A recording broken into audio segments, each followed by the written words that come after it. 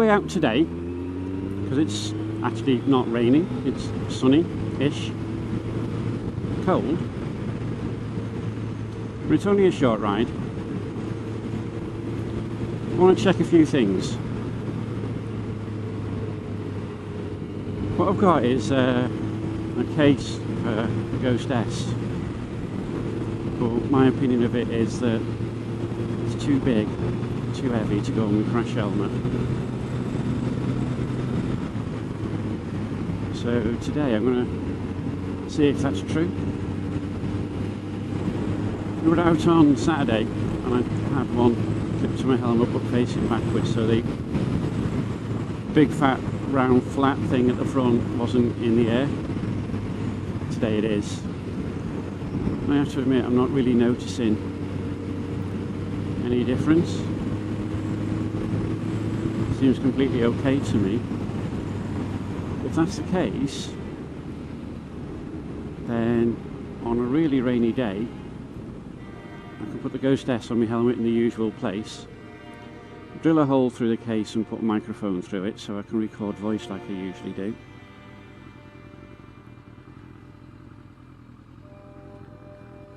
And then seal it with blue tack like I do with the Dragon Touch on the front of my crash helmet.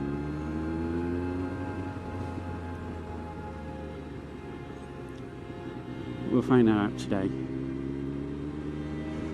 The other thing I wanted to do, just in case that doesn't work and I carry on using the Dragon Touch on the front of my crash helmet where it is at the moment, I've been having problems with just seeing the whole of the dashboard instead of the road in front of me, so I've adjusted things so that the camera's tipped back a bit further.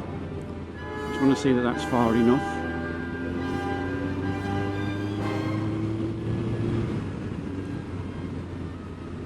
And the third thing I want to check today is my glasses.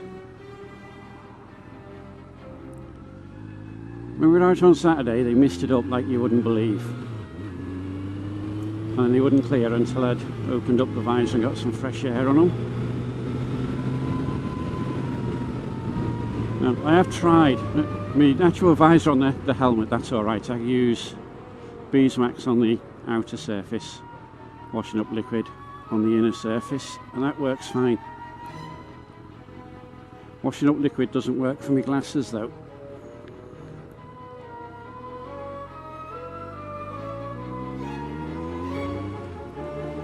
So, I've got a different substance for my glasses. It's a, I can't remember the name of it, I'll put it in the links. But I just want to see if that keeps them clear. Yeah, what I've done is I just breathed really heavy directly inside my crash helmet. The glasses steamed up completely, but then they cleared up in about half a second to a second.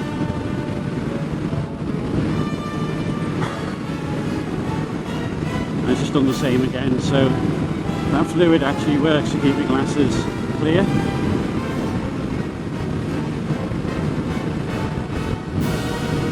So I will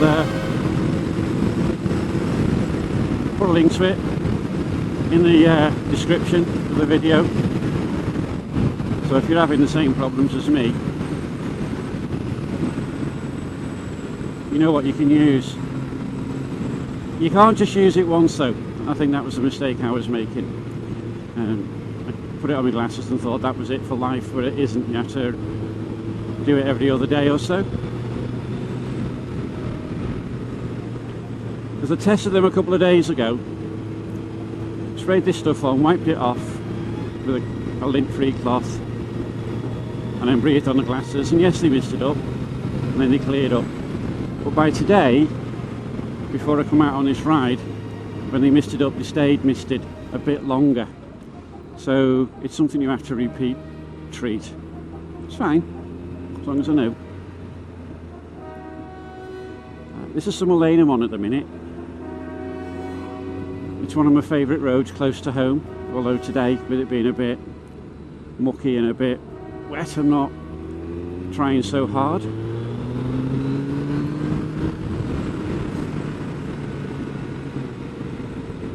I also bought a new watch. It sounds great, doesn't it? Bought a new watch. Just a watch when all's said and done. But it's one of these, not quite all singing, all dancing, because you could pay £500 or £600 for a watch that does all of that. This one isn't one of them. But it does have GPS, and I tested it on Saturday. Under my bike jacket,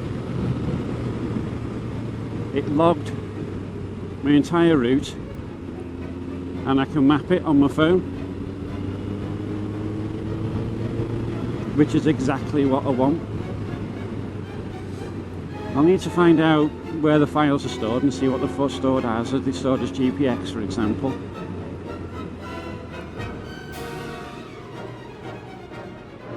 Because I might be able to download the files and put them on any map I like, including one on the PC.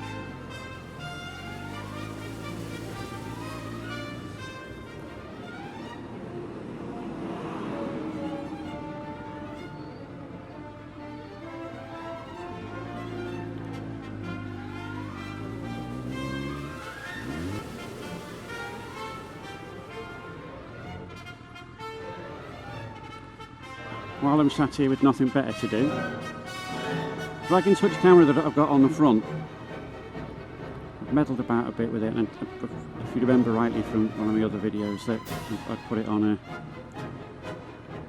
a thing down the front.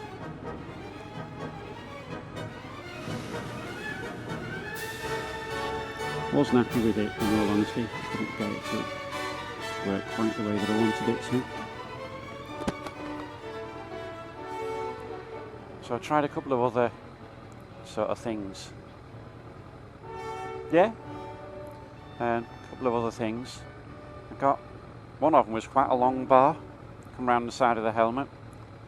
I put my camera on it and moved the camera around and it vibrated. I thought, well, I'm not having that, am I? So I bought another one that has it's got lots of little pieces on it that you can adjust, change direction with them and everything, so you can point the camera where you want. What I noticed with it was that instead of having those big sticky out bolts that you have with the handles, it just had short bolts with an Allen screw. So if you've got a hexagon head, you can tighten it right up. I had a little route through my bag of bolts that I've got, and I found I got loads of stainless bolts with hexagon heads.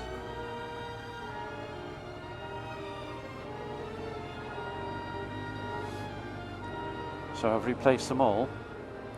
Got none of those sticky out things on it anymore. It's all just these nice neat little flush bolts.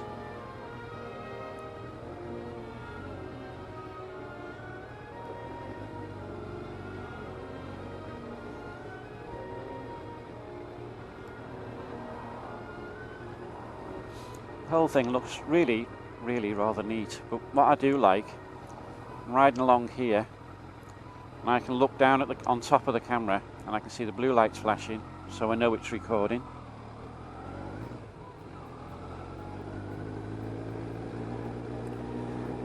It's quite a bright day.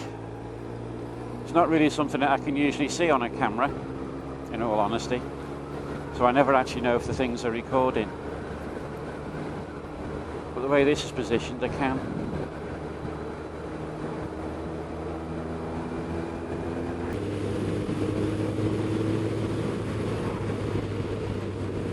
Fortune arms, that's changed a fair bit over the years. It used to be a fun pub in my youth.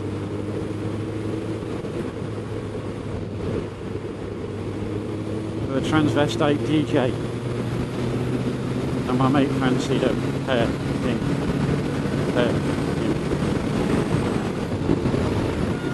Her name was Roxy Duval. And my mate was Strange.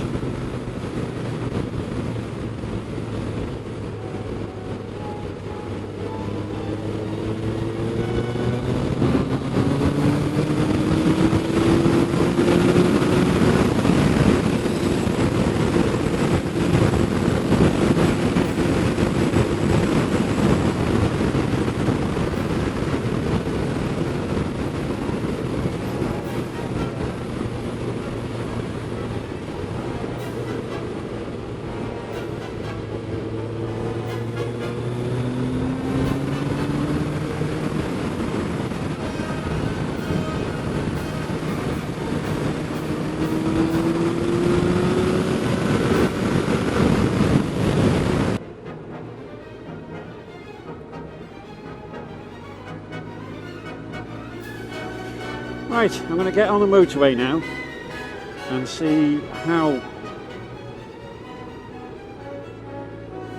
this case works at motorway speeds, because it has got that big round flat face on it that I think is going to catch the wind like you wouldn't believe, so let's go and give it a go.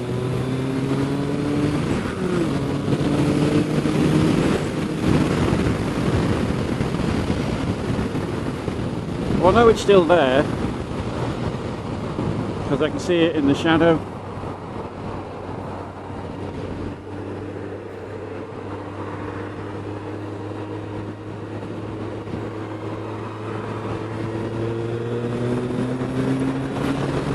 Yeah, it's still there. There you go, there's the shadow. You can see the case on the side of the helmet.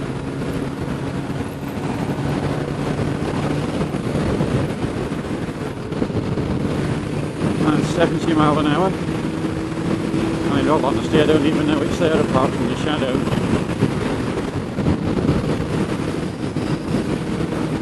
So at normal motorway speeds, this is no problem.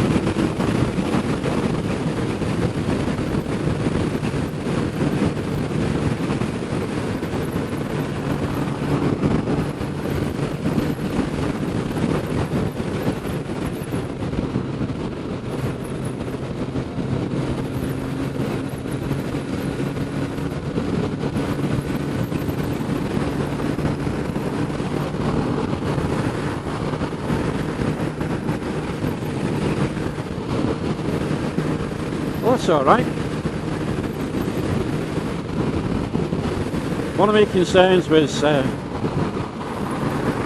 were in the Yorkshire Dales on a practice run a few months ago. It was one of those miserable, grim days where the rain got everywhere,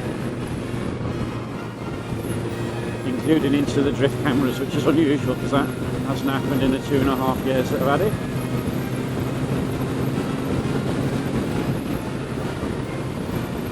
But now I know if I can put it in this case, I don't need to worry about just how wet it's going to get out there, or how miserable or grim, or how long it rains for. The camera will be fine. And in all honesty, if you're going to pay £250 for a camera, you don't want it to stop working just because it rains, do you?